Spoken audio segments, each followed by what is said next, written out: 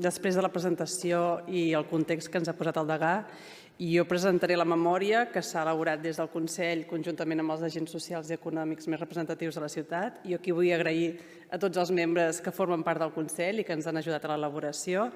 I la meva presentació serà molt esquemàtica, on diré les idees claus i les dades més rellevants que ja queden desenvolupades en el document. D'acord? Respecte a la població, dic que l'any 2023 la ciutat de Barcelona va augmentar en 42.000 residents. Aquest creixement de la població no és un creixement ni vegetatiu ni natural, sinó ve degut a la migració. D'acord amb les projeccions IDESCAT, es preveu que la població de Barcelona segueixi creixent. I es destaca que cada cop més els residents de Barcelona tenen una major qualificació acadèmica. Respecte a l'activitat econòmica de la ciutat, dic que el PIB de Barcelona ja va superar per primera vegada els 100.000 milions d'euros, quantitat que suposa el 35% de la riquesa de Catalunya. I es constata que el PIB de Barcelona creix més que Barcelona, que Espanya i que la Unió Europea. Respecte al sector serveis, és el 90% del model productiu de la ciutat. I la inflació a Barcelona va créixer d'una manera més moderada que l'any 2022. També es destaca en el document de la memòria que la renda disponible per llars l'any 2023 va créixer un 7% respecte a l'any 2022. Llavors, els elements més rellevants dins del món laboral a la ciutat de Barcelona són, i que hem fet constar al document, que els residents en edat de treballar creixen i es situen en un màxim històric a la ciutat de Barcelona. La taxa d'ocupació dels residents també se situa en un màxim històric, situant-se en el 77,5%, un 5% més que l'any 2022. D'acord amb les dades treballades, es va tancar amb 55.000 residents que buscaven feina a final d'any del 2023. Finalment, la contractació indefinida augmenta i causa una disminució de la rotació laboral.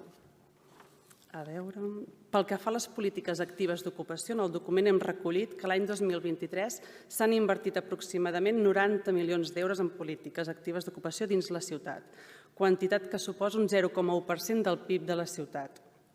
D'aquests 90 milions d'euros, 82 són una aportació feta pel SOC i 6 milions per l'Ajuntament, una aportació pròpia. El tercer sector és l'operador que més diners va gestionant la inversió, un total de 27 milions d'euros, seguit per empreses privades. I després hi ha Barcelona Activa i Ajuntament que van gestionar 23 milions d'euros. La resta d'operadors de polítiques actives d'ocupació gestionen 11 milions d'euros. En relació a la inversió a la ciutat, el pressupost municipal de l'Ajuntament de Barcelona l'any 2023 va acabar amb una execució total del 92,2%.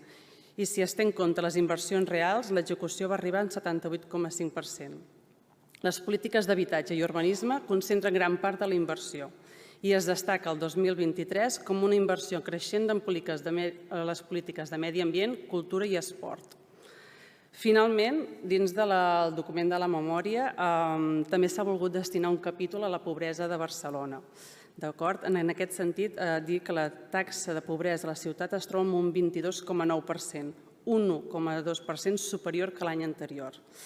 El territori de la ciutat mostra notables diferències entre districtes. Sant Andreu i Ciutat Vella tenen un índex més alt de risc de pobresa que estan per sobre del 40%. Per l'altra banda, es situen les Corts i Sarrià. Finalment, acabar dient que el Consell Econòmic i Social veu el Pilar Social Europeu com un model inspirador per l'acció proactiva en la inclusió social i la reducció de les desigualtats.